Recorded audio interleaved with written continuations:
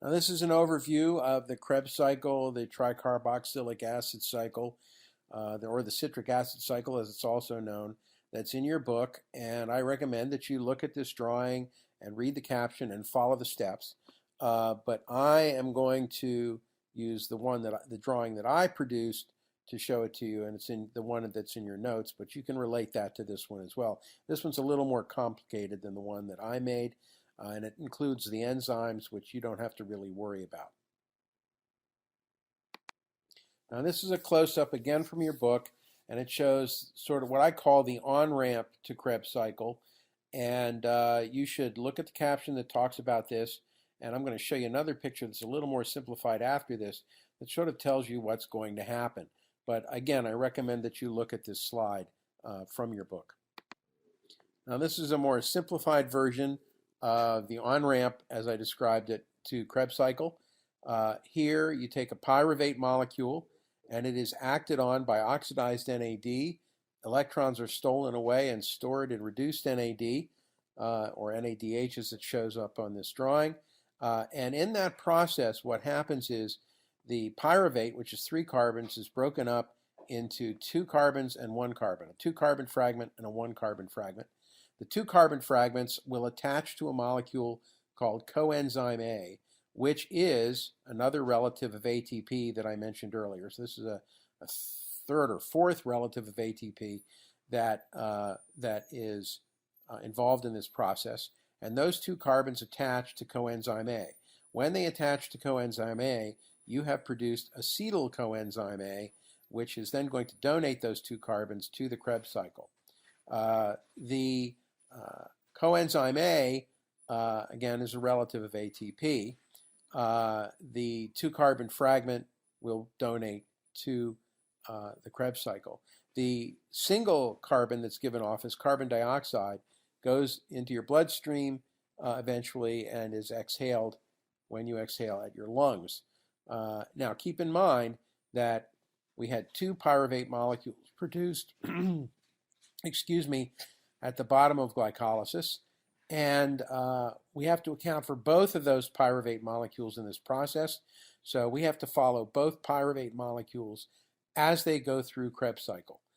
So here we're just showing one, but we have to multiply everything by 2 as we follow the pyruvate molecules through this process. This slide and the next one divide the rest of the Krebs cycle up into 2 stages.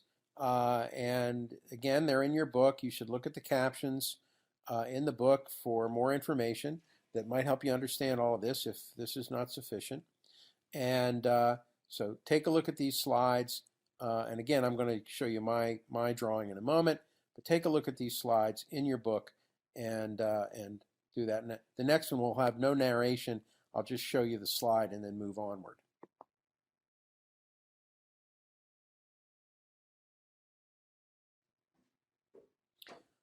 Okay, now this is the drawing of that I gave you in your notes, and it shows the Krebs cycle. And here you see the on-ramp to Krebs cycle, and that on-ramp is happening in the blue box. Notice that pyruvate comes in with its 3 carbons. Oxidized NAD comes in, steals away electrons, making reduced NAD. The CO2 breaks off of that 3-carbon fragment. The 2 carbons that are remaining will attach to coenzyme A to make acetyl coenzyme A, and we'll see what happens to that in the next step.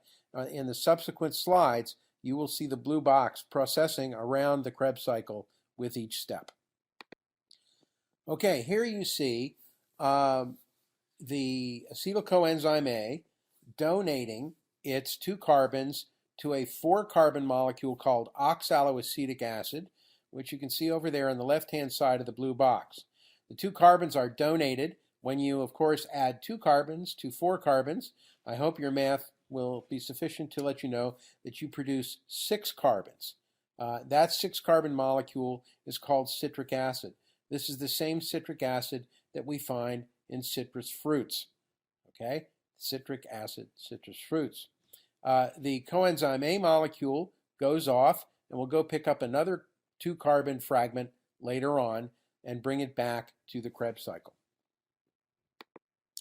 In the next step, the citric acid loses some water with the help of an enzyme. By the way, each of the arrows in this process represents an enzyme that's doing this reaction. Now, notice that the citric acid loses some water and then regains the water in the next step. And essentially what's happened here is the carbons and hydrogens and all the atoms in the citric acid have been rearranged to change citric acid to isocitric acid, and the middle molecule that doesn't have a name is actually cis-aconitic acid, which is sort of a step in the middle, and you end up with isocitric acid, which still, as you may notice, has 6 carbons. Okay, this slide is a little more complex. The isocitric acid that was made in the previous step has a few things happening to it. Number one, you can see that reduced NAD comes in, oxidized NAD comes in, steals away some electrons from it and stores them. We'll see what happens to them later. And then you convert this molecule into what is called oxalosuccinic acid. And you can see the oxidized NAD coming in here and stealing electrons away from oxalosuccinic acid.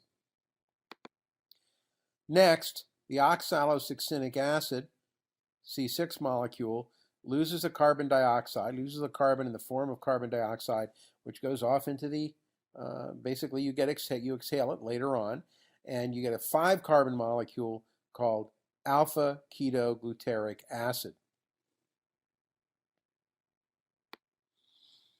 In the next step, once again, that 5-carbon molecule, alpha-ketogluteric acid, loses a carbon again in the form of CO2, which will convert it into succinyl coenzyme A. Once again, coenzyme A will come in here, and it will pick up the 4-carbon fragment that was produced when the carbon broke off of alpha-ketogluteric acid, and it will carry it for one step. And once again, NAD plays a role here.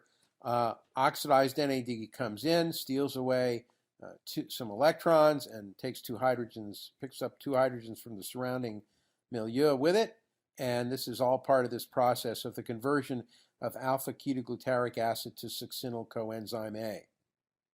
By the way, succinyl coenzyme A tells you that there's a 4-carbon fragment attached to coenzyme A, just like acetyl coenzyme A told you that there's a 2-carbon fragment attached to coenzyme A. In the next step, succinyl coenzyme A drops off its 4-carbon fragment, and in the process, you're going to make a molecule called succinic acid, or succinate. And in that process, you also get the production of a GTP molecule that can be translated into or transduced into an ATP molecule. The GTP will donate its phosphate group to ATP, and so now we get another ATP molecule. We had a net gain of 2 from glycolysis.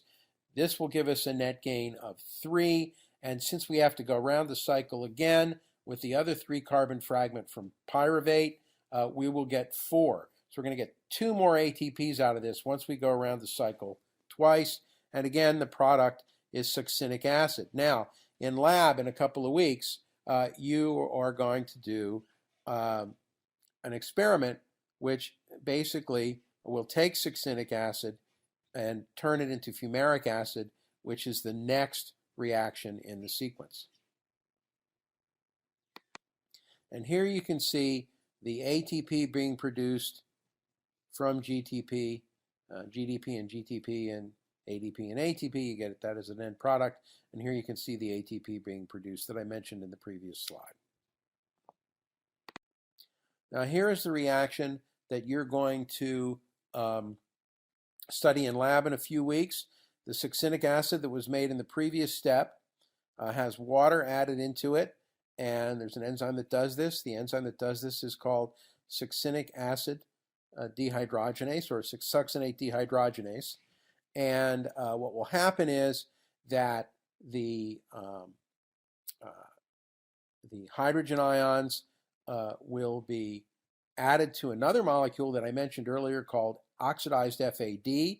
FAD stands for flavin adenine dinucleotide. It will pick up electrons and hydrogens, and the energy will be stored there. But what we have to say is that the electrons that are bound to FAD have less energy than the electrons bound to NAD. In fact, about 2/3 of the energy of the electrons that are bound to NAD. So once again, you get a reduced coenzyme produced. And by the way, I don't think I mentioned it before, but NAD and FAD are coenzymes as well. And they are going to store those electrons for further activity. And so here you can see fumaric acid is produced as a result of this reaction. And here you see the FAD being highlighted in the blue box as it is produced from the previously described reaction. Now in the next reaction, fumaric acid is converted to malic acid. Nothing terribly exciting other than that happens here. So you have fumarate changed to malic acid, fumaric acid changed to malic acid, or fumarate changed to malate.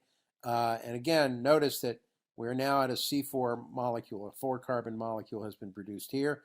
And we're just about to come around to the last reaction in the Krebs cycle. As promised, here is the last reaction in the Krebs cycle. And here, malic acid is converted to oxaloacetic acid.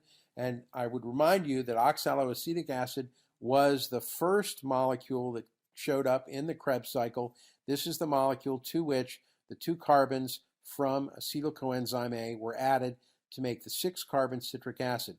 So we have come full circle, which of course is why this is called a cycle. And you'll notice in the next slide what happens.